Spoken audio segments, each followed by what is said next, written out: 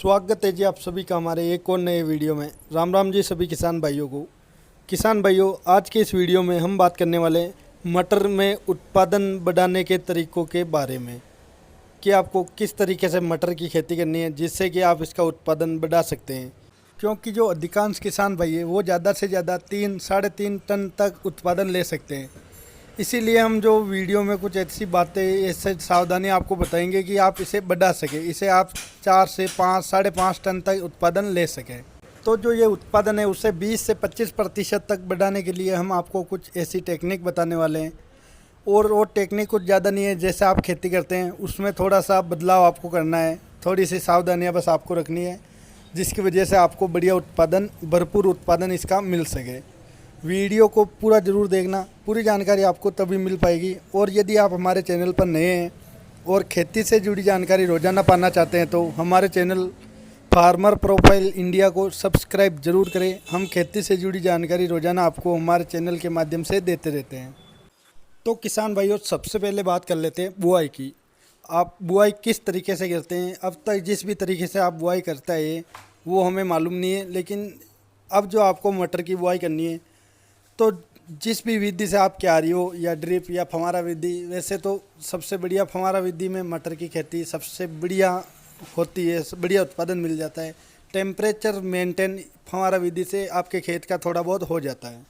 तो अगर पॉसिबल हो तो आप फव्वारा विधि से ही मटर की खेती कीजिए। बाकी और अगर आप क्यारी हो या ड्रिप से जिस विधि से भी मटर की खेती करना चाहते हैं तो आप कर सकते हैं, कोई दिक्कत वाली बात नहीं है। बस टेम्परेचर का फव्वारा विधि से थोड़ा बहुत फ़र्क पड़ता है, बाकी और कोई इसका उत्पादन पे कोई फ़र्क नहीं पड़ता है। तो चलिए हम बात कर लेते हैं आपको बुआई कैसे करनी है। तो किसान भाइयों, जैसा आपको मालूम ही होगा ये तो कि मटर के जो दाने हैं वो 4-5 दाने एक साथ आप लगाते हैं, ताकि जिससे वो क्या, जब जर्मिनेट हो, जब पौधा बड़ा हो तो वो गिरने की समस्या उसमें ना आए।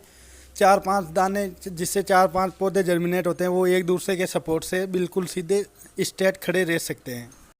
तो जब आप पौधे से पौधे की दूरी रखें तो अच्छी दूरी आपको रखनी है, लाइन से लाइन की दूरी भी अच्छी आपको रखनी है। लाइन से लाइन की दूरी आप 2 फीट के लगभग रख सकते हैं। और पौधे से पौधे मतलब कि जो 4-5 पौधे एक साथ जर्मिनेट होते हैं, जिसे हम गुच्छा भी बोल सकते हैं, तो जो 4-5 पौधे एक साथ जर्मिनेट हो रहे, उसके अलावा जो पौधे की पौधे से दूरी होगी वो लगभग आपको 30 सेंटीमीटर के लगभग आपको रखनी है। क्योंकि किसान भाइयों, आप मटर नहीं, चाहे कोई सी भी फसल लगा लो, जितना अच्छा उसमें पौधे से पौधे, लाइन से लाइन के बीच में गैप होता है, उतनी ही ज़्यादा वो ग्रोथ, उसमें ज़्यादा फुटान होती है और ज़्यादा बढ़िया उत्पादन उसमें आपको देखने को मिल जाता है।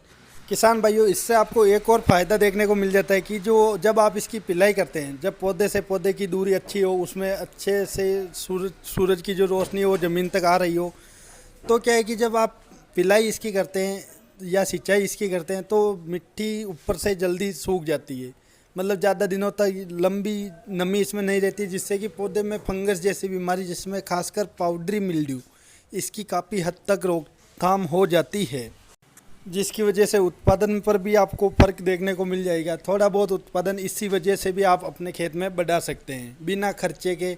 और किसान भाइयों, इसके साथ बीज की आवश्यकता भी आपको कम पड़ती है, तो यहाँ पे आपके बीज की बचत भी हो जाती है। इसके बाद किसान भाइयों, हम बात कर लेते हैं कि आपको कौन कौन से खाद आपकी मटर की फसल में देने चाहिए। तो देखिए, आप अगर बुआई के समय इसमें जो खादों की पूर्ति कर देते हैं, बेसल डोज में आप खाद दे देते हैं, तो बहुत ही बढ़िया आपको रिजल्ट देखने को मिल जाता है। अगर आप किसी भी फसल की बुआई करो तो जितना हो सके आप बेसल डोज में ही खादों की पूर्ति कर देते हैं तो बढ़िया उत्पादन आपको मिल जाता है। तो इसके लिए इसमें भी आपको डीएपी, एसएसपी या एनपीके, जिसका भी आप इस्तेमाल करना चाहते हैं तो आप उसका इस्तेमाल कर सकते हैं। और इसके लिए मटर की खेती के लिए खेत तैयार करने के लिए हमने अलग से वीडियो भी बना रखा है कि किस तरह से आप खेत तैयार कर सकते हैं। तो आप हमारे चैनल पर जाकर उस वीडियो को भी पूरा देखकर समझ सकते हैं कि आपको किस तरह से खेत तैयार करना है।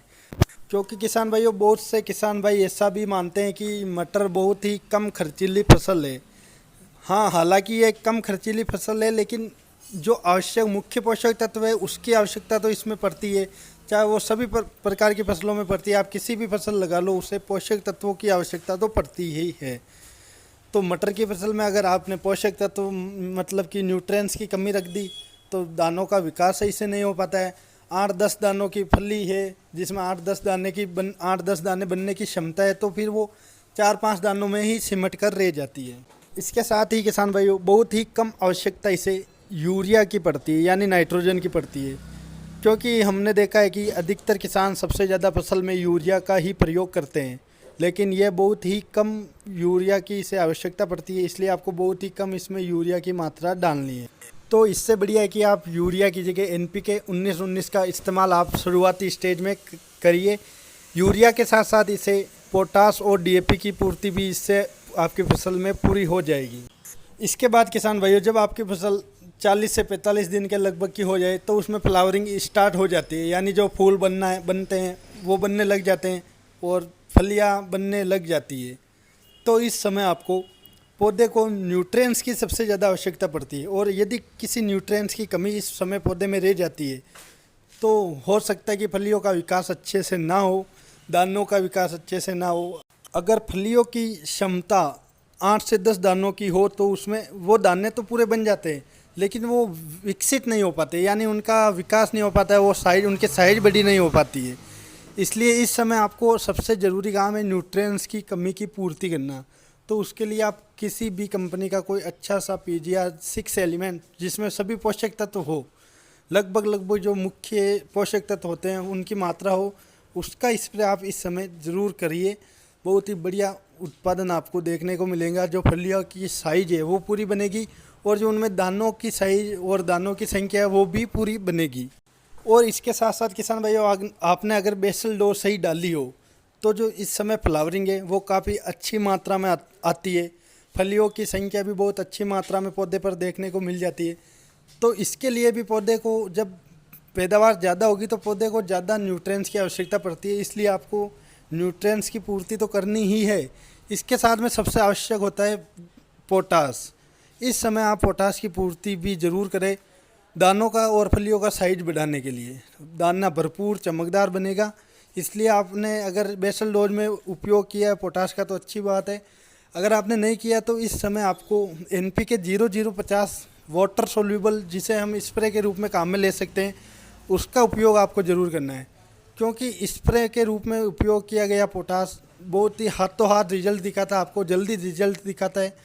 और अगर आप इस समय ज़मीन में दोगे तो 10-15 दिन तो उसे पौधे को ग्रहण करने में लग जाते हैं, इसलिए आपको ज़मीन से नहीं देना है। और इस समय आपको स्प्रे के माध्यम से जो 0050 आता है उससे पौधे में पोटास की कमी की पूर्ति करनी है। तो किसान भाइयों आपको ऐसी छोटी छोटी सावधानियां और छोटी छोटी ज़रूरतें पौधे की ध्यान में रखनी है, तो आप 100% अपना उत्पादन है उसे बढ़ा सकते हैं और बहुत ही बढ़िया उत्पादन आप ले सकते हैं। अगर आपने 1 टन भी अगर उत्पादन बढ़ा लिया तो अगर आपको 10 रुपये प्रति किलो के भाव भी अगर मिल जाते हैं तो भी 10,000 का प्रॉफिट आपको एक्स्ट्रा मिल जाता है। एक्स्ट्रा तो हम उसे नहीं बोल सकते, वो आपकी मेहनत की कमाई होती है। तो आप इस प्रकार से उत्पादन बढ़ा सकते हैं, 25 से 30% आप अपना उत्पादन बढ़ा सकते हैं छोटी छोटी सावधानियां आप रखकर। कीटों का अटैक हमें इस समय हमारी मटर की फसल में ज़्यादा देखने को नहीं मिलता है, बस मच्छर की थोड़ी बहुत समस्या आ सकती है जो हल्के फुल्के स्प्रे से क्लियर हो जाती है। बाकी आप इस प्रकार मटर की खेती कीजिए, 100% आप उत्पादन में फ़र्क देख सकते हैं और बढ़िया उत्पादन आप मटर की खेती से ले सकते हैं। किसान भाइयों आशा करते हैं कि वीडियो में दी गई जानकारी आपको पसंद आई हो, और यदि आप हमारे चैनल पर नए हैं तो चैनल को सब्सक्राइब करना ना भूलें। मिलते हैं किसी नए वीडियो में नई जानकारी के साथ, तब तक के लिए जय जवान जय किसान।